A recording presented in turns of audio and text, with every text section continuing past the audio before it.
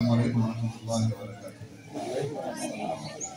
الحمد لله رب العالمين والصلاة والسلام على أشرف الأنبياء والمرسلين نبينا وحبيبنا محمد وآله وصحبه أجمعين. أما بعد. Madani method Arabic মাদ্রাসা কর্তৃক আয়োজিত আজকের সবক প্রধান এবং পাবলিক প্রধান প্রোগ্রাম সেই উপলক্ষে আজকের বিশেষ আয়োজনের সম্মানিত সভাপতি, আমন্ত্রিত অতিথিবৃন্দ, অভিভাবকবৃন্দ, প্রতিষ্ঠানের শিক্ষার্থীরা, আল্লাহ তাআলার শুকরিয়া আদায় করছি আমাদের এই সুন্দর আয়োজনে উপস্থিত হওয়ার তৌফিক দান করেছেন। আলহামদুলিল্লাহ। দরুদ ও সালাম বর্ষিত হোক আমাদের প্রিয় নবী মুহাম্মদ সাল্লাল্লাহু আলাইহি ওয়াসাল্লাম। আমি আল্লাহর শুকরিয়া আদায় করছি বিশেষভাবে যে ইলমের একটি নতুন বাগানের সাথে আমি পরিচিত হতে পারলাম।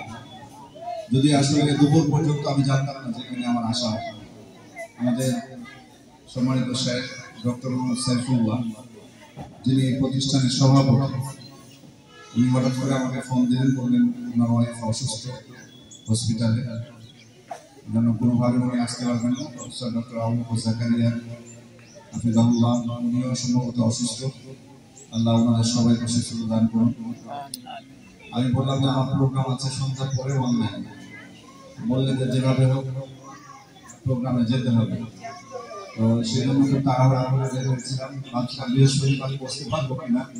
আল্লাহ আলহামদুলিল্লাহ সহজ করেছে, পৌঁছতে পেরেছি। তো আমি অনুরোধ করবো প্রথমে যে আমাদের পুরুষ অভিভাবক যারা আছেন, মাশাআল্লাহ তারা মনোযোগ দিয়ে শুনবেন, বোঝা যাচ্ছে। আমাদের বোনেরাও আশা করি শুনবেন। বাচ্চারা তোমাদের প্রতি অনুরোধ করছি, আমি কিন্তু অনেক দূর থেকে এসেছি। তো যেহেতু কষ্ট করে আসা হয়েছে, সেহেতু যেটুকু সময় আমি নিব তোমাদের কাছ থেকে, তোমরা তোমাদের সময় থেকে আমাকে কিছু দিবা। কি রাজি আছো? এখনো কিন্তু অনেক অমনোযোগী আমি দেখতে পাচ্ছি, আপন নিয়ে ব্যস্ত, কেউ খাওয়া নিয়ে ব্যস্ত। একটু এদিকে মনোযোগী হতে হবে।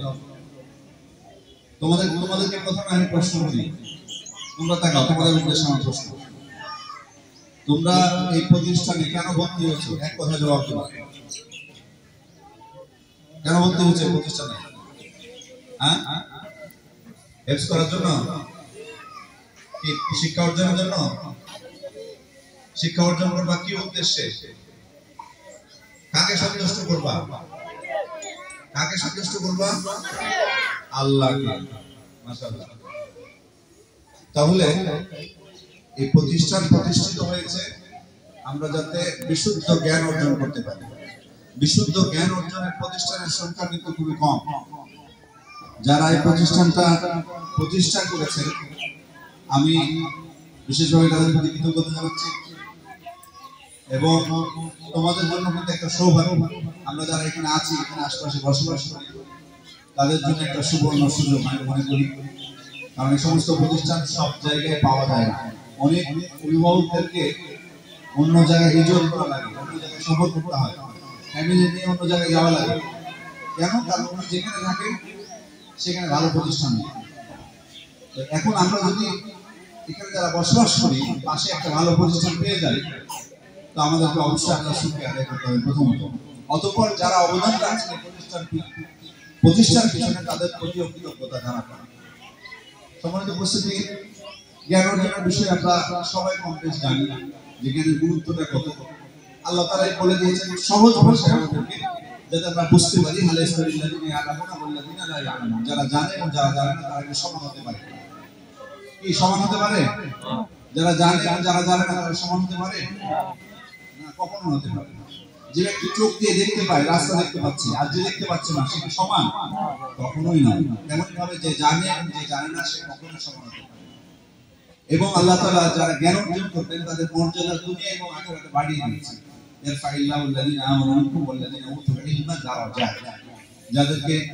যারা ঈমান এনেছে তোমাদের মধ্যে এবং যাদেরকে জ্ঞান দেওয়া হয়েছে, আল্লাহ তাদের মর্যাদা বাড়িয়ে দেন দুনিয়া এবং আখিরাতে। আমরা এখানে এসেছি, এর মাধ্যমে আল্লাহ আমাদের কি করবেন? মর্যাদা বাড়িয়ে দিবেন ইনশাআল্লাহ। সম্মানিত উপস্থিতি, জ্ঞানের আসলে গুরুত্বের বিভিন্ন দিক আছে। আমি কয়েকটা বিষয় আপনাদেরকে বলবো। খুব সহজভাবে একটা বলি, একটা পয়েন্ট আপনাদেরকে। আমরা কিন্তু চলার পথে একটা বিশেষ প্রাণী দেখতে পাই না খুব সচরাচর, সেটা হচ্ছে কুকুর। আরবিতে সেটা কি বলে? বলো, তোমরা বলো, আরবিতে কি বলে কুকুরকে? কালবন। আচ্ছা, আর ইংলিশে ডগ। এই যে তোমার ডগ, মাশাআল্লাহ, এই যে তোমরা ইংলিশ আরবি দুটোই শিখবা। আচ্ছা, কুকুর প্রাণীটা, এটা তো একটা প্রাণী, তাই না? কেমন লাগে তোমাদের কাছে এটা? তোমাদের দৃষ্টিভঙ্গি কি কুকুর সম্পর্কে? ভালো না খারাপ? সেটাকে কি তোমরা প্রিয় করতে পেরেছো? সেটা খুব কাছে থাকার চেষ্টা করো, সেটাকে সাথে নিয়ে থাকার চেষ্টা করো তোমরা? আমরা কিন্তু কেউ এই কুকুরকে ভালোবাসি না। আর ইসলামও কিন্তু কুকুরের ব্যাপারে যে দৃষ্টিভঙ্গিগুলো পেশ করেছে সেগুলো কিন্তু সব নেতিবাচক, যদি আমরা একটু খেয়াল করি। যেমন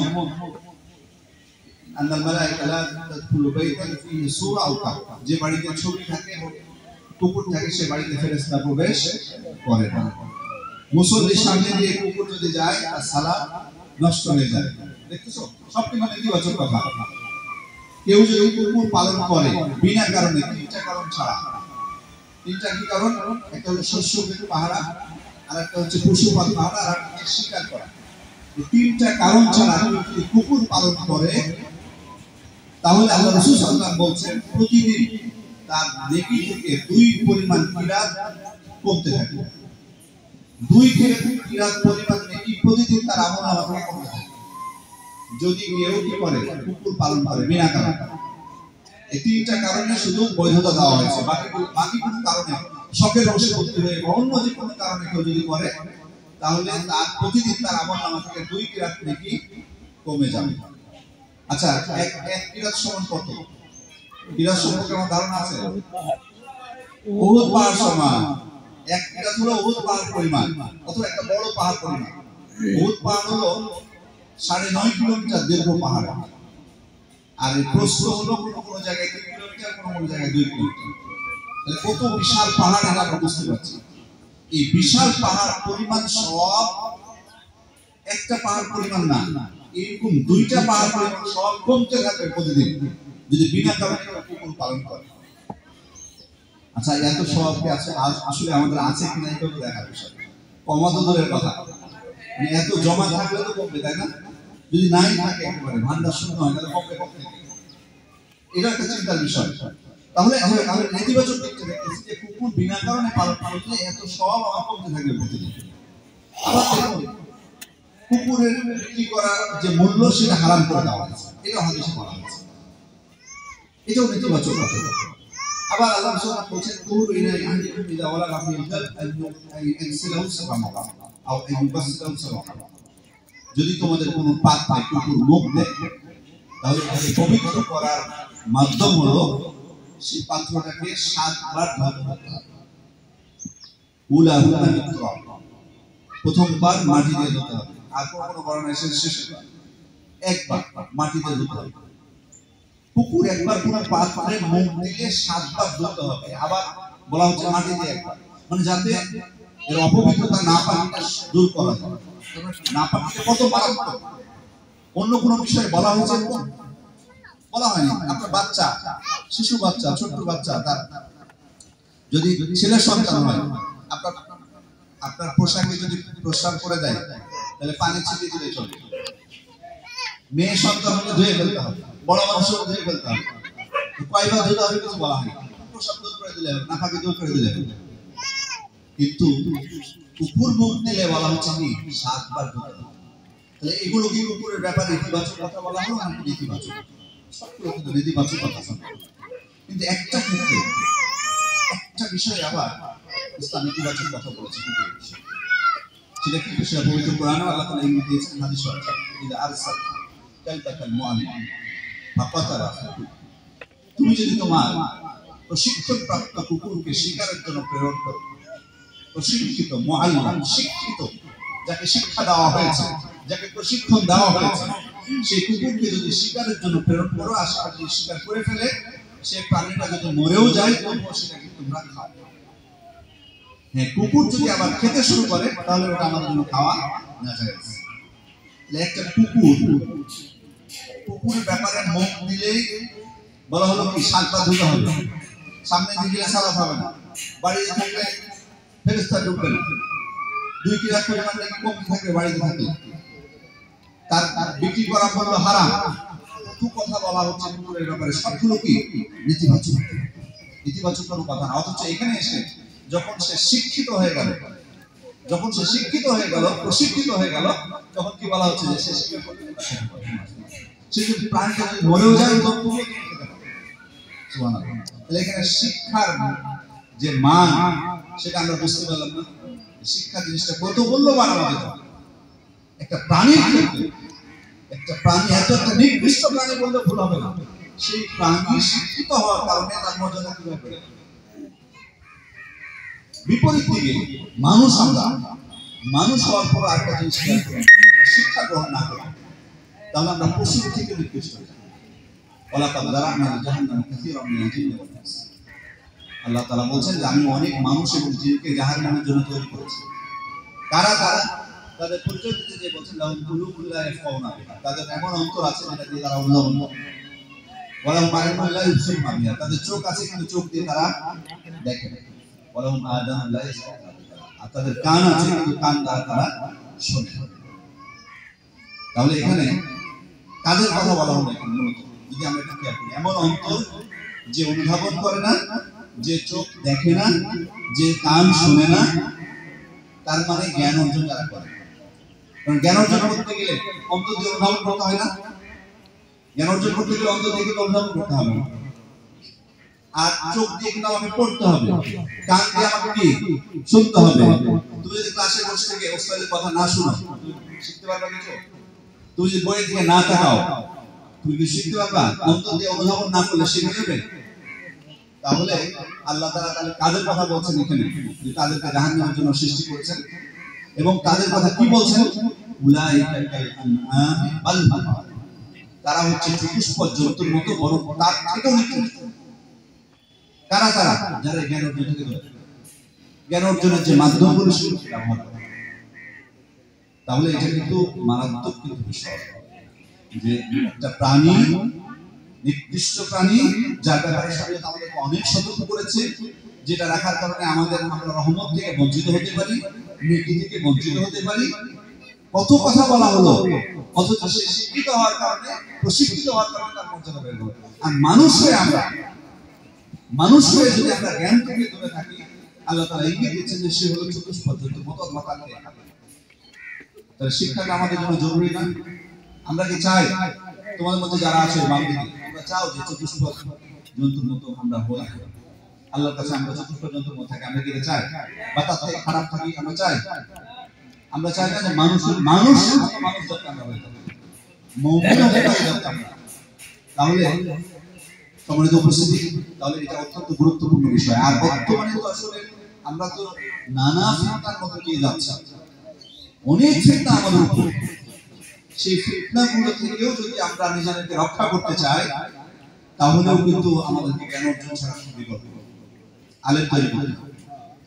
আর আলেম তৈরি করতে হলে আমরা কিন্তু জ্ঞান অর্জন করতে চাই। এখন আলহামদুলিল্লাহ আমাদের জন্য বিভিন্ন বিক্ষিপ্ত মাধ্যম আছে আমাদের সামনে। আলহামদুলিল্লাহ বিশুদ্ধ বাংলা ভাষায় আকীদা আমলের বইগুলো আমরা পাচ্ছি, আলহামদুলিল্লাহ ইতিবাচক বিষয়। বক্তব্য শুনতে পাচ্ছি ইউটিউব থেকে, এটা একটা ইতিবাচক বিষয়। ফেসবুকে খুব সহজভাবে পেয়ে যাচ্ছি, বিভিন্ন দার্স আছে, খুতবা শুনতেছি। কিন্তু এই মাধ্যমগুলোর মাধ্যমে শুধুমাত্র এগুলোর উপর নির্ভর করে আমরা কি আলেম তৈরি করতে পারবো? যে একজন, আপনি আপনার বাচ্চাকে বলবেন না তুমি সারাদিন শুধু ইউটিউবে বক্তব্য শুনবা, সে কি আলেম হয়ে যাবে? না, আমাকে প্রতিষ্ঠান লাগবে, প্রতিষ্ঠান লাগবে আলেম তৈরি করতে। এই প্রতিষ্ঠান হচ্ছে সেই একটা মাধ্যম আলেম তৈরি করা। আলেম যদি আমরা তৈরি করতে না পারি, আমরা যদি জ্ঞান অর্জন না করি, আলেম না থাকাকে কি করতে হবে? আমরাও আলেম যদি না থাকে আমরাও পথভ্রষ্ট। কারণ তখন জাহিলরা স্থান নেবে, জাহিলরা ফতোয়া দিবে, ভুল ফতোয়া। সে নিজে পথভ্রষ্ট হবে, ধ্বংস হবে, আরেকজনকে ধ্বংস হবে। এই জন্য জ্ঞান অর্জন না করলে কিন্তু মারাত্মক নিজের ধ্বংস ডেকে আনবে। আল্লাহ রাসূল আমার যুগে ঘটনা, সেই বুখারী মুসলিমের হাদিস। সফরে ছিলেন একজন সাহাবী, তার মাথা জখম হলো তখন ছিল শীতের রাত। তো ঘটনাক্রমে তার উপর গোসল ফরজ হলো। উনি তখন তার যারা সাথে ছিল তাদেরকে জিজ্ঞেস করলেন, হাল তাজিদুনা লিরুখসা ফি তায়াম্মুম, তোমরা কি মনে করো আমার তো এখন গোসল ফরজ হয়ে গেছে, মাথা জখম, শীতের রাত, এখন যদি আমি গোসল করি তো আমার হয়তো সমস্যা হয়ে যাবে, তো এখন আমার জন্য তায়াম্মুম করার সুযোগ আছে, তায়াম্মুম করা আমার বৈধ কিনা? তো তারা বললেন, লাম নাজিদ লাকা রুখসা ওয়া আনতা তাকদিরু আলাল মা, তুমি তো পানি ব্যবহার করতে পারছো, তোমার তো কোনো সমস্যা নেই, অসুস্থতা নেই, পানি ব্যবহার করলে তো অন্য অসুখ হবে, স্বাভাবিক পানি ব্যবহারের কারণে যে অসুখগুলো হয় সাধারণত সেগুলো তো তোমার মধ্যে দেখা যাচ্ছে, তোমার জন্য কোনো রুখসত সুযোগ ছাড় আমরা দেখতে পাচ্ছি না, মানে তোমাকে গোসল করতে হবে। তো উনি গোসল করলেন, গোসল করার পর মারা আল্লাহ রাসূল সাল্লাল্লাহু আলাইহি ওয়াসাল্লামের কাছে এসে ঘটনা শোনানো হলো। তখন আল্লাহ রাসূল মন্তব্য করলেন, কাতালু, তারা তাকে হত্যা করেছে, আল্লাহ তাদেরকে ধ্বংস করেছে, মারাত্মক কথা, তারা হত্যা করেছে। আল্লাহ সাআলু ইযা লাম ইয়ালামু, তাদের যদি জানা না থাকতো তারা প্রশ্ন করলো না কেন? ইন্নামা শিফাউল ইসওয়াল, কারণ মূর্খতা, না জানা চিকিৎসা কি? প্রশ্ন করা। তারা প্রশ্ন করতো, প্রশ্ন করলো না, জানা ছিল না, তারা বললো কেন যে তোমার গোসল করতে হবে, মানে ফতোয়াটা ছিল ভুল। তাহলে এখানে একটু খেয়াল করে দেখুন, উনার ভুল ফতোয়ার কারণে, উনাদের ভুল ফতোয়ার কারণে, সবার ভুল ফতোয়ার কারণে উনার আল্লাহ রাসূল সাল্লাল্লাহু আলাইহি ওয়াসাল্লামের দোয়া অন্তর্ভুক্ত হয়ে গেলেন না? আল্লাহ রাসূল সাল্লাল্লাহু আলাইহি ওয়াসাল্লাম ওখানে বদদোয়া করেছেন না? কাতালাহুমুল্লাহ, তার নিজেরা ক্ষতিগ্রস্ত হলেন, আর ওই ব্যক্তিকে কি করলেন? মান। দেখুন কিভাবে ইলম না থাকলে মানুষ নিজে মরে, অন্যকে মানে। ওই যে আরেকটা প্রসিদ্ধ ঘটনা আপনারা জানেন, হাদিসে 99 জন ব্যক্তিকে যে ব্যক্তি হত্যা করেছিল, 99 জন ব্যক্তিকে হত্যা করার পর তার মনে হলো যে আমি এত খারাপ কাজ করেছি, আমার তওবা করা উচিত। তখন জিজ্ঞেস করতে গেল যে আসলে তওবার সুযোগ আছে কি? জিজ্ঞেস করতে গেল, কিন্তু সঠিক জায়গায় পৌঁছতে পারেন না। এক রাহিবের কাছে তাকে যে জিজ্ঞেস করছে যে আমি তো 99 জন মানুষ হত্যা করেছি, আমার তওবা করার সুযোগ আছে। তখন ওই পণ্ডিত বলছে যে তুমি 99 জন হত্যা করেছো না, তোমার তওবা করার সুযোগ আছে। 99 জন হত্যা করেছে, কারণ তার মনে হয়েছে যে একজন মানুষকে হত্যা করলে এত পাপ। পুরাণে আছে না, যে ব্যক্তি একজন হত্যা করলো সেজন্য একজন মানুষ হত্যা করলো। একজন মুমিনকে হত্যা করা আল্লাহ তাআলার কাছে পৃথিবী ধ্বংস হয়ে যাওয়ার থেকে কি কঠিন। সে চিন্তা করে তার মনে হয়েছে যে মনে হয় না যে তার তওবা কবুল হবে, ফতোয়া দিয়ে দিয়েছে কি না তোমার কোনো তওবা নেই। তখন রাগে ওই রাহেবকে হত্যা করেছে, দিয়ে 100 পূর্ণ করেছে। তারপরে লোকদেরকে জিজ্ঞেস করেছে, তখন বলেছে তুমি ওর কাছে কেন জিজ্ঞেস করেছো, তুমি যাও আলেমের কাছে জিজ্ঞেস করো। পরে বাস্তবে আলেমের কাছে, যিনি প্রকৃত ইলম যার কাছে আছে, তাকে গিয়ে জিজ্ঞেস করেছেন যে আমি তো আগে 99 জন হত্যা করেছিলাম, পরে ফতোয়া পেলাম যে তওবা কবুল হবে না, তাকে হত্যা করেছি, 100 পূর্ণ করেছি। এখন বলেন এখনো আমার তওবার সুযোগ আছে? বললেন যে অবশ্যই। কে তোমার তওবার মধ্যে প্রতিবন্ধকতা সৃষ্টি করতে পারে? অবশ্যই সুযোগ আছে। তুমি যদি পাপ ছেড়ে দাও, তুমি যদি অনুতপ্ত হও, তোমার পাপের জন্য প্রতিজ্ঞা করতে পারো যে আর এই পাপ করবো না, তো অবশ্যই আছে। তোমাকে নিরাশ করেন আমরা কি? যেখানে আল্লাহ তাআলা বলেছেন ইয়া ইবাদিয়াল্লাযিনা আসরাফু আলা আনফুসিহিম লা তাকনাতু মিন রাহমাতিল্লাহ, হে আমার বান্দারা, তোমরা যারা নিজেদের উপর জুলুম করেছো, তোমরা আল্লাহর রহমত থেকে নিরাশ হও।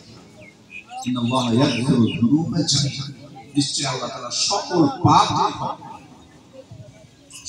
পাপ তিনি ক্ষমা করেন। তাহলে এখান থেকে আমরা কি বুঝলাম? তারপরে ঘটনা আছে, সেই ঘটনা থেকে আমি যাচ্ছি না।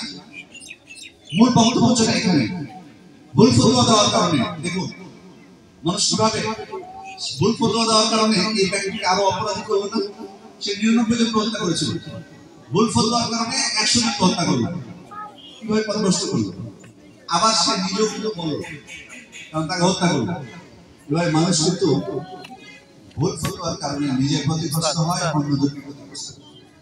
তাহলে যদি আমরা সঠিক সমাধান চাই, আমাদের জীবনের নানা সমস্যা আছে, সেগুলো যদি সঠিক সমাধান চাই, আমাদেরকে অবশ্যই আলেম তৈরি করতে হবে, ইলম দিতে হবে। আলেম ছাড়া সমাধান দিতে পারবে না, নিজেদেরকে আমাদেরকে ইলম অর্জন করতে হবে। সম্মানিত উপস্থিতি, অত্যন্ত গুরুত্বপূর্ণ একটা বিষয়, কারণ বিভিন্ন সময় বিভিন্ন ধরনের ফিতনা আমাদের সামনে আসে, বিভিন্ন সময় বিভিন্ন ধরনের ফিতনা আসে। কখন দেখবেন এক দল এসে বলবে যে হাদিস মানার কোনো প্রয়োজন, হাদিস মানার কোনো প্রয়োজন নেই এখন হয়তো, এবং তাদের এই কথার সপক্ষে বিভিন্ন ধরনের যুক্তি পেশ করে। এই যুক্তির কবলে যদি আমার মধ্যে ইলম থাকে, জ্ঞান থাকে, তাহলে এই যুক্তি আমার কিছু করতে হবে ইনশাআল্লাহ। কিন্তু যদি আমার জ্ঞান না থাকে, তখন মনে হবে ও তো ঠিকই বলেছে, বাস্তবে তো হাদিস মানার তো আসলে কোনো প্রয়োজন নেই, কোরআন আছে আমাদের সেই কোরআন মানলেই তো হবে। কিন্তু আমার আপনার যদি ইলম থাকে, এই ফিতনাও যেমন আমি এই ফিতনাই যেমন আমি পতিত হব না, পড়বো না, তেমনই সাথে সাথে ফিতনা কিন্তু একটা না, মনে করবেন না যে এই ফিতনা আসলো চলে গেল শেষ নিরাপদ হয়ে গেল। জি না, ফিতনা কিন্তু আসতে থাকবে একটা পরীক্ষা। শয়তান তো প্রস্তুত, শয়তান তো সময় নিয়ে রেখেছে আল্লাহ তাআলার কাছে, যে কিয়ামত আনজাল দিয়ে নওমি আসুন, আল্লাহ আমাকে কিয়ামত পর্যন্ত সময় নেই। সে কিন্তু ফিতনা সৃষ্টি করতে থাকে। আর শয়তান শুধু জিনদের মধ্যে না, মূল শয়তান যে ইবলিস, সে হলো জিনদের নেতা, সে জিনদের অন্তর্ভুক্ত। ইল্লা ইবলিসা কানা মিনাল জিন, কিন্তু শয়তান তো মানুষের মধ্যে আছে। শয়তান মানুষের মধ্যে শয়তান নয়। মিনাল, আল্লাহ তাআলা সূরা নাস পবিত্র কোরআনের শেষ সূরা, সেখানে শেষ আয়াতে কি বলছেন? মিনাল জিন্নাতি ওয়ান নাস, শয়তানের আলোচনা জিনদের মধ্যে থেকে মানুষের মধ্যে।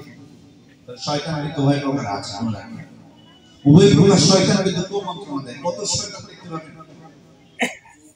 স্বাধীন সার্বভৌম দেশ 47-এ স্বাধীনতা অর্জন করেছি আমরা, অমুসলিমদের গোলামি থেকে মুক্ত হয়েছি। 71-এ আবার স্বাধীন হয়েছে দেশ জুলুম থেকে মুক্তি পাওয়ার জন্য। অথচ এই স্বাধীন সার্বভৌম দেশে পাশে শয়তান বলে ভুল হবে না। তারা কি চায়?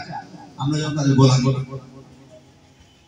ওই জন্য ভয় দেখায় না, বিভিন্ন প্রকার ভীতি সৃষ্টি করার চেষ্টা করে, ফিতনা ফাসাদ সৃষ্টি করার চেষ্টা করে। এটা হচ্ছে ফিতনা, যাতে আমরা ভীত হয়ে যাই, তাদের গোলামি করি, তাদের কাজ।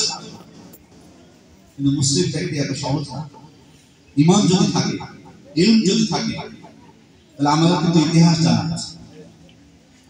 আমরা ভীত হব না, বরং আমাদের কি সাহস আরো বাড়বে। উহুদ যুদ্ধের পর ভয় দেখানো হলো না মুসলিমদেরকে? ভয় দেখানো হলো, কি বললো? ইন্নান নাসা ক্বাদ জামাউ লাকুম ফাখশাউহুম, মনে করো না মুসলিম তোমরা নিরাপদ হয়ে গেছো, মক্কার মুশরিকরা মদিনা ছেড়ে চলে গেছে, ভাববা না যে তোমরা এখন নিরাপদ, বরং তারা কিন্তু তোমাদের মধ্যে একত্রিত হচ্ছে, আবার কিন্তু অতর্কিত হামলা করতে পারে তোমাদের উপর। কি করলো? ফাখশাউহুম, ওদের ভয় ভীত হও তাদের বিষয়ে। আল্লাহ তাআলা বলছেন, এই কথা বলে ভয় দেখাতে চাইলো, কিন্তু হলো কি? ফাযাদাহুম ঈমান, মুসলিমদের ঈমান আরো বৃদ্ধি। ওয়াকালু হাসবুনাল্লাহু ওয়া নি'মাল ওয়াকিল, তারা বলল আল্লাহ আমাদের জন্য যথেষ্ট, তিনি উত্তম সাহায্যকারী, উত্তম কর্মকর্তা, তিনি উত্তম তত্ত্বাবধায়ক। সুবহানাল্লাহ। তাহলে মুসলিমদেরকে যদি প্রকৃত ইসলাম আমাদের মধ্যে থাকে, ঈমান আমাদের মধ্যে থাকে, আমাদের মধ্যে জ্ঞান থাকে, তাহলে কখনো আমরা ভীত হব না। যে কোনো প্রকার কথা বলুন না কেন, আমাদের সাহস আরো বাড়বে। সিরিয়ায় দেখলেন না, আরেক শয়তান ছিল, যুগের পর যুগ ধরে মুসলিমদের উপর, আহলে সুন্নাত ওয়াল জামাতের অনুসারীদের উপর হামলা করেছে, নির্যাতন করেছে। যখন পালিয়ে গেল, আরেক শয়তানদের লিডার, বিশ্বের মধ্যে শয়তানদের লিডার বলতে পারেন না, এই ইসরায়েল অবৈধ জারজ যেটাকে বলা চলে, কি করলো? হামলা শুরু করলো সিরিয়ায়। এই দুই দিন আগে ঘটনা ঘটেছে। এতদিন কোথায় ছিল সে? সিরিয়ায় যদি সমস্যা থাকে এতদিন ছিল কোথায় সে, এখন কেন তার হামলা করার প্রয়োজন হলো? এগুলো হলো আমি শুধুমাত্র লিডার গুলোকে দেখাচ্ছি। এরকম দেখেন সারা বিশ্বে শয়তানদের লিডার গুলো শয়তানি করছে। তো সম্মানিত উপস্থিতি, যে কথা বলছিলাম যে আসলে ফিতনা কিন্তু সৃষ্টি করবে শয়তান, সেটা জিনদের মধ্যে থেকে হোক, মানুষের মধ্যে থেকে হোক। যাবতীয় ফিতনা থেকে যদি নিজেদের আমরা বাঁচতে চাই, আমাদের পরিবারগুলোকে বাঁচাতে চাই, তাহলে আমাদের জ্ঞান অর্জনের বিকল্প। ইসলামের প্রতিষ্ঠানে দিয়ে অনেক সময় আমাদের মনটা একটু শয়তান কিন্তু এখানেও কিন্তু থাকে। তোমার বাচ্চাকে তুমি মাদ্রাসায় পড়াচ্ছ, কি করবে বড় হয়ে? মদিনায় বাইরে পাঠাতে চাও, বাইরে থেকে এসে কি করবে? পড়ে কি করবে? শয়তান কিন্তু মানে ইবলিস আপনাকে কুমন্ত্রণা দেবে, মানুষ শয়তান কিন্তু আপনাকে কুমন্ত্রণা দেবে। কিন্তু আমাকে আপনাকে দৃঢ় থাকতে হবে। ইসলামের জ্ঞান অর্জন আমি করাচ্ছি, আমি জ্ঞান শিক্ষা দিতে চাচ্ছি। কোন জ্ঞান? আল্লাহ তাআলা কি বলেছেন পবিত্র কোরআনে? আমার সন্তান যদি জ্ঞান অর্জন করে আলেম হতে পারে, কোন শ্রেণীর অন্তর্ভুক্ত হবে? যাদের কথা আল্লাহ তাআলা বলেছেন, যাদেরকে অনুসরণ করতে বলেছেন। এত সহজ। এই ওয়ালাযিনা আমানু আতিউল্লাহ ওয়া আতিউর রাসূলা ওয়া উলিল আমরি মিনকুম। হে ইমানদার, তোমরা আল্লাহর আনুগত্য করো, তার রাসূলের আনুগত্য করো, আর উলুল আমর যারা তাদের আনুগত্য করো। উলুল আমরের ব্যাখ্যায় মুফাসসিরগণ বলেছেন দুই প্রকারকে বোঝানো হয়েছে। এক প্রকার হলো মুসলিম শাসক, যিনি ইসলামের বিধান অনুযায়ী ইসলাম রাষ্ট্র পরিচালনা করেন, আর দুই নম্বর হচ্ছে আল উলামা, আলেম। আমার সন্তান যদি আমি আলেম বানাতে পারি, ওই শ্রেণীর অন্তর্ভুক্ত হচ্ছে যাদের অনুসরণ করতে আল্লাহ তাআলা আমাদেরকে আদেশ করেছেন। এটা কিন্তু এত সহজ বিষয় না। এই জন্য মনের মধ্যে অবশ্যই আস্থা থাকতে হবে, দৃঢ়তা থাকতে হবে। আমরা আলহামদুলিল্লাহ এখন কিন্তু সারা জাগিয়েছে লোকদের মধ্যে। আমরা দেখতে পাচ্ছি নৈতিক অবক্ষয়, মানুষের নৈতিক অবক্ষয়, যুবকদের নৈতিক অবক্ষয়, এবং কিভাবে আপন ছেলে মেয়েরা কিভাবে পিতা মাতাকে তাদের অবাধ্য হয় এবং তাদেরকে ত্যাগ করতে পারে, বহু নমুনা কিন্তু আমাদের মধ্যে আমরা দেখতে পাচ্ছি। এই জন্য কিন্তু হুঁশ ফিরেছে। আলহামদুলিল্লাহ নৈতিক শিক্ষা, দিনের শিক্ষা আপনাদের সন্তানদেরকে আমরা দিতে চাচ্ছি। কিন্তু এখানে কিন্তু একটা বিষয় আপনাদেরকে অবশ্যই অনুরোধ করে যাবো অভিভাবকদেরকে, সেটা হলো যে বাচ্চাদেরকে শুধু শেখা যাবে না। বাচ্চাদেরকে শুধু আমি প্রতিষ্ঠানে পড়ি, আমি নিজে যদি না জ্ঞান অর্জন করি, আমি জ্ঞানের গুরুত্ব বুঝতে পারি। জ্ঞানের গুরুত্ব না বোঝার কারণে তার প্রতি কতটা আপনাকে যত্নবান হতে হবে আপনি সেটা বুঝতে পারেন। আর যেমন আমি উদাহরণস্বরূপ বলছি, বাড়িতে যে যদি তাকে আপনি পড়তে বলছেন কিন্তু আপনি নিজে পড়েন, আপনাকে জ্ঞান অর্জন করতে দেখছেন, তার মাকে জ্ঞান অর্জন করতে দেখছেন, তার মধ্যে বই পড়ার অভ্যাসটা যদি আমি গড়ে তুলতে চাই, পড়াশোনার প্রতি ভালোবাসা যদি করতে চাই, সেই জন্য দেখতে পাই আপনাকে যে আপনার পড়াশোনার প্রতি, আপনার জ্ঞানের প্রতি ভালোবাসা আছে। এই জ্ঞান অর্জনের নির্দিষ্ট বয়স আছে, নির্দিষ্ট বয়স সীমা আছে, যে এই বয়স পর্যন্ত শুধু জ্ঞান অর্জন করা যাবে, এরপরে আর করতে হবে রিল্যাক্সে ঘুরে বেড়াতে হবে। জি না, আমাদের জন্য আলহামদুলিল্লাহ বড়দের জন্য কিন্তু বিভিন্ন প্রকার সুযোগ সৃষ্টি হচ্ছে। প্রয়োজন এই প্রতিষ্ঠানে আপনার জন্য সুযোগ সৃষ্টি করতে পারে, আপনার জন্য মাসে মাসে প্রোগ্রাম করতে পারে, আপনার জন্য সাপ্তাহিক একটা প্রোগ্রাম করতে পারে, আপনাদের জন্য কিছু একটা প্রতিযোগিতা করতে পারে, বই গ্রন্থ পাঠ প্রতিযোগিতা। উদাহরণস্বরূপ বলছি, মসজিদ হবে, সেই মসজিদে নিয়মিত দার্সের ব্যবস্থা হবে, কোর্সের ব্যবস্থা থাকবে অভিভাবকদের জন্য। এগুলো আসলে আমাদের অভিভাবকদেরকে বাধ্য করা দরকার। প্রতিষ্ঠান যদি বাধ্য না করে, নিজেদেরকে বাধ্য করতে জ্ঞান অর্জন করতে, এটা একটা বিষয়। দ্বিতীয় বিষয়, আপনাদের জন্য সৎ হতে হবে, অভিভাবকদেরকে সৎ হতে হবে। আমরা যদি সৎ না হই, সন্তানদের কাছে শুধু সততা আশা করবো, মানে আমরা হাদিস শুনেছি যে মৃত্যুর পরে সব আমলের পথ বন্ধ হয়, তার মধ্যে একটা যে পথগুলো খোলা থাকে, একটা পথ হচ্ছে সৎ সন্তানের দোয়া। এই জন্য আমি সন্তানকে সৎ বানাতে চেয়েছি, তাকে আমি ইসলামী প্রতিষ্ঠানে দিয়েছি। এটা কেন? যাতে আমি মারা গেলেও তার দোয়ার সবটা আমি পেতে থাকি কবর। এটাই তো উদ্দেশ্য, তাই না? এটা শুধু আমার নিজের দিকে কিন্তু আমি চিন্তা করলাম, এখানে এটা স্বার্থপর হয়ে গেল। মানে শুধু যদি এটুকু পর্যন্ত চিন্তা করি, ভালো অবশ্যই ভালো, যে আমি যদি সৎ সন্তান না রেখে দিতে পারি, তাহলে আমার কোনো কাজে আসবে না। ও আমার জন্য দোয়া করবে। একজন একজন মহিলা আমাকে এসে বলছে যে তোমার চাচার জন্য, অনেকদিন আগে তোমার চাচার জন্য একটু দোয়া করো, মারা গেছে না। বলছি হ্যাঁ অবশ্যই দোয়া করবো, আপনিও দোয়া করবেন, আপনার ছেলেদেরকেও দোয়া করতে পারবেন। তো বলছে না ওদের দোয়া করবো না, নামাজ পড়ে। বুঝতে পারছেন? তো বাস্তবে তো যদি সালাতে না পড়ে তো মুসলিম তো না, দোয়া দোয়া কথা। এই যে আফসোস, এটা তো আমরা কেউ চাই না। ভালো উদ্দেশ্য যে আমি সৎ সন্তান রেখে যাবো, সে আমার জন্য দোয়া করবো, কিন্তু এটাও কিন্তু মনে রাখা দরকার যে হ্যাঁ সৎ সন্তান রেখে গেলে যেমন আমি উপকৃত হব, তেমনি ভাবে আমি যদি সৎ হয়ে মারা যাই তাহলে আমার সন্তানরা পরবর্তীতে উপকৃত হবে। আমার উপকারটা, আমার নিজের ভালোটা যেমন চাইছি, সন্তানের ভালোটা কিন্তু আমাদের চাওয়া দরকার। সেই জন্য এটা বলা যাবে না যে আমি খারাপ হয়েছি আমার সন্তানকে খারাপ হতে দিব না। এই কথা বলবো কেন? এই কথা বলবেন, এই কথা বলবো, বরং বলতে পারি যে আমি খারাপ ছিলাম, কিন্তু এখন আর খারাপ থাকবো না, এখন আমি ভালো হতে চাই আল্লাহ সন্তুষ্টির জন্য, আমার সন্তানকে ভালো হতে চাই। এটা হবে আমাদের কথা। এই পর্যন্ত বলা যাবে না যে আমি খারাপ হয়েছি মানে আর ভালো হওয়ার সুযোগ নেই। এই কথার অর্থ কি? যে আমি খারাপ হয়েছি আমি সন্তানকে খারাপ করবো না। এই কথার অর্থ না যে আমি খারাপ হয়ে গেছি, কিয়ামত পর্যন্ত আমি খারাপই থাকবো আর আমার সন্তান থাকবে ভালো, আমি মারা গেলেও আমাকে আল্লাহ জাহান্নামে দেবে না, কারণ আমার সব সন্তান আমার জন্য দোয়া করবে। না, এই ধরনের স্বার্থপরতা রাখা যাবে না। বরং আমি আমার ছেলেকে ভালো করতে চাই, আমার পরিবারকে ভালো করতে চাই, আমি নিজে ভালো। মুসা আলাইহিস সালাম, খিজির আলাইহিস সালামের ঘটনা আমরা জানি না, লম্বা হয়ে যাবে, যেহেতু ওই ঘটনা কিন্তু আমাদের জন্য খুব শিক্ষণীয়। আমি সময় থাকলে আপনাদের জন্য এই ঘটনা আলোচনা করে দিতাম, পুরো ঘটনাটা আপনারা পড়বেন। মুসা আলাইহিস সালাম নবী একজন, তাকে জিজ্ঞেস করেছিল বনু ইসরাঈলের মধ্যে কেউ যে আপনি এই পৃথিবীতে সবথেকে বড় জ্ঞানী কে? মুসা আলাইহিস সালাম ধারণা করলেন যে কারণ তিনি জানতেন যে তিনি নবী তখন, আর নবীদের কাছে যেহেতু ওহী আসে, ওহীর জ্ঞান হচ্ছে সর্বশ্রেষ্ঠ জ্ঞান, তো অন্যর কাছে তো আসে না, তার কাছে যেহেতু আসে তাহলে সবথেকে জ্ঞান কার বেশি?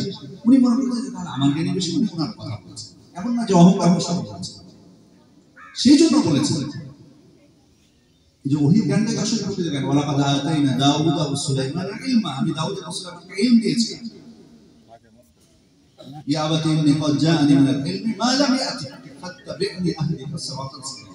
ইব্রাহিম আলাইহিস সালাম তার পিতাকে বলেছিলেন, আম্মা আমার কাছ থেকে আমার কাছে এমন জ্ঞান এসেছে যেটা আপনার কাছে আসে, অতএব আপনি আমার অনুসরণ করুন, আপনাকে আমি সর্বসঠিক পথ প্রদর্শন করব। ওহীর জ্ঞানটা হচ্ছে প্রকৃত জ্ঞান। এজন্য মুসা আলাইহিস সালাম বলেছিলেন যে উনার জানা মতে তার থেকে বড় জ্ঞানী কেউ নেই, কিন্তু আল্লাহ তাআলা নবীদের ভিতরে সেইভাবেই পালন করেন, সে জবাবটা পছন্দ করেননি। তখন কি বলেছেন যে আমার আরেক বান্দা আছে, আমার থেকে তার কাছে যাবেন। মুসা আলাইহিস সালাম বের হলেন একজন যুবককে নিয়ে, ইউশা ইবনে নূন। তিনি কি বললেন যে আমি থামবো লা আবরু হাত্তা আবলুগা মাজমা'আল বাহরাইন আও আমদি, যতক্ষণ না আমি দুই সমুদ্রের মিলনস্থলে পৌঁছবো, আও আমদি হুকুবা, অথবা যুগের পর যুগ ধরে আমি চলতে থাকবো। এক হুকুবা সমান কয়েক যুগ, আর একটা হুকুবা বলা হয়েছে জমা, তার মানে বছরের পর বছর, যুগের পর যুগ আমি চলতে থাকবো। এটা আমি জ্ঞান অর্জন করব। নবী একজন, নবী আল্লাহ তাআলা তাকে জ্ঞান দান করেছে যথেষ্ট। তারপর স্পৃহাটা কেমন? স্পৃহাটা আমাদের খেয়াল করতে হবে যে কত স্পৃহা তার মধ্যে, যে আমি থামবো না যতক্ষণ না পৌঁছবো। এবং গেছেন সেখানে, সাক্ষাৎ করেছেন। পরে যাওয়ার নানা কাহিনী, আমি যে মূল কথাগুলো বলবো, এক জায়গায় তারা গেলেন জনপদে, সেখানে তাদের কাছে যে ক্লান্ত হয়ে খাবার চাই, বললেন যে একটু আমাদের মেহমানদারি করো, তো মানে তারা অস্বীকার করে। ওখানে একটা দেওয়াল দেখতে পেলেন, খিজির আলাইহিস সালাম দেওয়ালটা পড়ে যাওয়ার উপক্রম হয়েছে। তো তখন উনি মুসা আলাইহিস সালামকে বললেন যে দেওয়ালটা আমরা ঠিক করে। মুসা আলাইহিস সালাম আপত্তি করলেন যে ওদের কাছে আমরা খাবার চাইলাম, খাবার দিল না, আপনি আবার দেওয়াল ঠিক করে দিলেন বিনা পয়সায়, এটা কেমন হলো? যাই হোক, উনি তখন থেকে বললেন যে তোমার সাথে আর আমার থাকার সুযোগ নেই। পরে ব্যাখ্যা করেছিলেন কেন দেওয়াল ঠিক করে দিয়েছে। উনি বললেন যে দেওয়ালের নিচে দুইটা এতিম বাচ্চার গুপ্তধন আছে, দুইটা এতিম বাচ্চা, তার পিতা মারা গেছে। দেওয়ালটা যদি পড়ে যায়, বাচ্চা দুইটা এখনো ছোট, এই ধন সম্পদ গুলো পেয়ে যাবে কারা? যারা আশেপাশের মানুষ, তারা পেয়ে যাবে, বাচ্চা পাবে না। এই জন্য আমি ঠিক করে দিলাম যাতে বাচ্চা দুইটা যখন বড় হবে তখন যাতে তাদের হক তারা লাভ করতে পারে। কিন্তু কেন করেছি জানো? দুই বাচ্চার জন্য। আমি কেন এই দুই বাচ্চার উপকার করলাম? কারণ তার পিতা ছিল সৎ মানুষ। সুবহানাল্লাহ। আল্লাহ তাআলা বলেছেন, আল্লাহ তাআলা বিবরণ দিয়েছেন, এগুলো আমি কিন্তু বানিয়ে বলছি না, গল্প গুজব করছি না। আল্লাহ তাআলাই বলেছেন আমাদের, ওকানা আবুহুমা সালিহা, তার পিতা সৎ মানুষ ছিল। তার পিতা সৎ হওয়ার কারণে সন্তানরা উপকৃত হলো না। তাহলে আমরা শুধু আমাদের উপকারটা চাইবো? এই জন্য অভিভাবক যারা আছেন বোনদেরকে বলবো, একবার চিন্তা করে দেখবেন, আমাকে সন্তুষ্ট করতে বলা আমি ছেড়ে দিব। আচ্ছা, আমি মাত্র কয়েকটা মিনিট দেবো, আমি বন্ধুদের উদ্দেশ্যে বিশেষভাবে বলবো, কারণ সবার মানে আমাদের সন্তানদের প্রতিপালনের ক্ষেত্রে সবারই দায়িত্ব, পিতা মাতা উভয়। এটা এই ব্যাপারে আমার কোনো দ্বিমত নেই, কিন্তু সন্তানরা মায়েদের সাথে বেশি সময় থাকে, এটা মনে রাখুন, সে কারণে আপনাদের দায়িত্বটা বেশি। আচ্ছা বাবারা, তোমাদেরকে আমি একটা প্রশ্ন করি, ইমাম বুখারীকে চিনো? ইমাম বুখারীকে? তোমাদেরকে শুদ্ধ বন্ধুর জন্য প্রশ্ন, চিনো তোমরা? চিনো? ইমাম আবু হানিফাকে চিনো? ইমাম আবু হানিফা রাহিমাহুল্লাহ, ইমাম বুখারী রাহিমাহুল্লাহ, ইমাম শাফিঈ, ইমাম আহমদ, ইমাম মালিক, ইমাম মুসলিম, তাদেরকে আমরা চিনি, তাই না? তাদের নাম বলার পর আমরা কি বলি? তাদের জন্য বদদোয়া করি। কি দোয়া করি? ভালো দোয়া না? রাহিমাহুল্লাহ, আল্লাহ তাআলা রহম করো কিনা তোমরা? নাকি করো না? আচ্ছা, এই যে আমি দোয়া করলাম, এখন তোমরাও দোয়া করলাম, এইভাবে সারা বিশ্বের কত জায়গা আছে যেখানে তাদের জন্য দোয়া করছে মানুষ, অসংখ্য, আমরা গণে শেষ করতে পারবো না। আর এটা কি বর্তমান যুগে? উনাদের জন্ম হয়েছে কত বছর আগে? 1300-1400 বছর আগের কথা বলছে, 1200-1300 বছর আগে থেকে চলতে আছে দোয়া কন্টিনিউ তাদের জন্য। এটা কিসের কারণে বলো তো? তাদের অনেক টাকা পয়সা ছিল, তাই না? তাদের ইলমের কারণে, আমল সালেহ কারণে, আরো আছে ইলম, তাদের জ্ঞানের কারণে, তাদের জ্ঞানের কারণে কিন্তু আমরা স্মরণ করছি। এজন্যই তাদের নাম দেওয়ার পরে ইমাম আবু হানিফা রাহিমাহুল্লাহ, ইমাম বুখারী রাহিমাহুল্লাহ তাদের জন্য দোয়া করছে, জ্ঞানের কারণে। সুতরাং এই জিনিসটা মনে রাখবা যে জ্ঞান আমাদেরকে জীবিত রাখে। সারা কত ইসলামে আমরা তাদের বইগুলো পড়ছি, আমরা উপকৃত হচ্ছি। এই যে তাদের জ্ঞান থেকে উপকৃত হচ্ছে, তার সব তারা পাবেন না? পাবে কিনা? এই সব পাবে না তারা? এই ব্যাপারে তো আমাদের দ্বিমত থাকার কথা না। আমরা যত উপকৃত হবো তার সবটা কিন্তু কিয়ামত পর্যন্ত কিন্তু পেতে থাকে। এটা সাদাকা জারিয়া না? সাদাকা জারিয়া শুধু একটা বিল্ডিং করে দিলাম এটা কি পাবো, এটা কিন্তু না, এটাও সাদাকা জারিয়া কিন্তু। আচ্ছা, ইমাম মালিকের ঘটনা জানেন? ইমাম মালিককে তার মা পাগড়ি পরিয়ে দিয়ে বলেছেন, তুমি রবিয়ার কাছে যাবে, তার কাছে জ্ঞান অর্জনের আগে আদব শিখবে। ইমাম মালিক যখন ছোট্ট, তার মা তাকে পাগড়ি পরিয়ে দিয়ে পাঠিয়েছেন আলেমের কাছে। এই যে পাগড়ি পরিয়ে দিয়েছেন, এই যে সুন্দর পোশাক পরিধান করে দেওয়া, পরিপাটি করে দেওয়া, এই অভ্যাসটা ইমাম মালিকের বড় হওয়ার পর তিনি যখন দাসে যেতেন সুন্দর পরিপাটি সুন্দর পোশাক পরে, ক্লাসে যেতেন সুন্দর পোশাক পরে যেতেন, তার সহপাঠীরা তার পাশে বসতে স্বাচ্ছন্দ্য বোধ করতেন। ইমাম হয়েছে। আচ্ছা, যত মানুষ ইমাম মালিকের এই থেকে উপকৃত হচ্ছে, সেই পরিমাণ সব ইমাম মালিক যেমন পাবেন, তার মাও কিন্তু পেতে থাকে। কারণ ইমামকে মানুষ করার পিছনে তার মায়ের অবদান ছিল। ইমাম শাফির বয়স যখন 2 বছর, আসকালানে ছিলেন, তার মা, তার পিতা মারা গেলেন। ইমাম শাফির বয়স মাত্র 2 বছর, তার পিতা মারা গেলেন। 2 বছরের বাচ্চাকে নিয়ে উনি ভাবলেন যে আমি যদি এখন গাজায় থাকি, আসকালানে থাকি, আমার বাচ্চা মানুষ হতে পারবে না। ছোট্ট 2 বছরের বাচ্চাকে কোলে নিয়ে, রাস্তাও নিরাপদ না, নেই টাকা পয়সা, ছোট্ট বাচ্চাকে নিয়ে রওনা হয়েছে তার পিতার দেশে মক্কায় নিয়ে আসেন, তাকে জ্ঞান শেখাবে। ইমাম শাফির কাছ থেকে কত লক্ষ কোটি কোটি মানুষ আজকে জ্ঞান অর্জন করছে যুগের পর যুগ ধরে। তার সব ইমাম শাফি যেমন পাবেন, তার মাও পাবেন। ইমাম আহমদ রাহিমাহুল্লাহ 70 বছর বয়স, তবুও তার মায়ের কথা বলতেন। উনি বলতেন যে আমি যখন ফজরের সালাতের জন্য ওযু করি, তখন আমার মায়ের কথা মনে হয়, কারণ আমার মা আমার বয়স যখন 10 বছর বা তারও নিচে, তখন শীতের রাতে আমার মা আমার জন্য পানি গরম করে রাখতেন, যাতে আমি ওযু করে মসজিদে সালাত করতে পারি এবং মসজিদে যে দার্সে আমি অংশগ্রহণ করি। আমার মা দরজায় দাঁড়িয়ে থেকে দেখতেন যে কেউ রাস্তা থেকে বের হয়েছে কিনা, আমি নিরাপদে মসজিদে যেতে পারবো কিনা, আমি দার্সে উপস্থিত হতে পারবো কিনা। আমার মা দাঁড়িয়ে থেকে দেখতেন, যতক্ষণ না বাইরের কাউকে দেখতে পেতেন ততক্ষণ গেট থেকে যেতেন। মাঝে মধ্যে পর্দা করে আমাকে মসজিদে যেয়ে দিয়ে আসতেন ফজর। কত বছর বয়সের কথা বলছে এটা? 10 বছর বয়সের কথা বলছে। এগুলো আমরা শুনে আছি। ইমাম আহমদ রাহিমাহুল্লাহ, তার থেকে যত মানুষ আজকে উপকৃত হচ্ছে তার জ্ঞান থেকে, তার সব তিনি যেমন পাবেন, তার সে মাও পাবেন। অতএব আমাদের জন্য সাদাকা জারিয়া সুযোগ সৃষ্টি হয়েছে, আল্লাহ তাআলা আমাদেরকে সন্তান দিয়েছেন, আমরা এই সুযোগগুলো যাতে বঞ্চিত না করি। সম্মানিত অভিভাবক, আরো কথা ছিল, যাই হোক একদিনে কথা শেষ হবে না। ইনশাআল্লাহ আরো প্রোগ্রাম যাতে পাবেন ভবিষ্যতে তাদের কাছ থেকে শিখবেন। প্রতিষ্ঠানের যে প্রোগ্রামগুলো সেগুলোকে অবহেলা করবেন না। প্রত্যেক অভিভাবক, আমি পিতা এবং মাতা দুজনকে বলবেন না যে একজন গেলে হবে। আপনি একজনকে পাঠালেন, তাহলে একজন আসলে প্রতিষ্ঠান মেনে নেবেন, কিন্তু আপনি নিজে বঞ্চিত হবেন। একজন প্রতিষ্ঠান প্রোগ্রামগুলোতে আসবেন, বাচ্চাদের কথা শুনবেন, টিচারদের সাথে আলাপ করবেন। অনেক কথা ছিল একটা প্রতিষ্ঠানের বিভিন্ন একটা অংশ, শিক্ষক, ছাত্র, অভিভাবক, কমিটি, সবগুলো বিষয়ে একদিনে বলা সম্ভব না। আল্লাহ তাআলার কাছে দোয়া করি যে উদ্দেশ্য নিয়ে প্রতিষ্ঠানটা তৈরি হয়েছে, আল্লাহ যেন আমাদের সেই উদ্দেশ্য যাতে আমরা পৌঁছতে পারি সে তৌফিক দান করুন। আমিন। ওয়া আখিরু দাওয়ানা আলহামদুলিল্লাহি রাব্বিল আলামিন।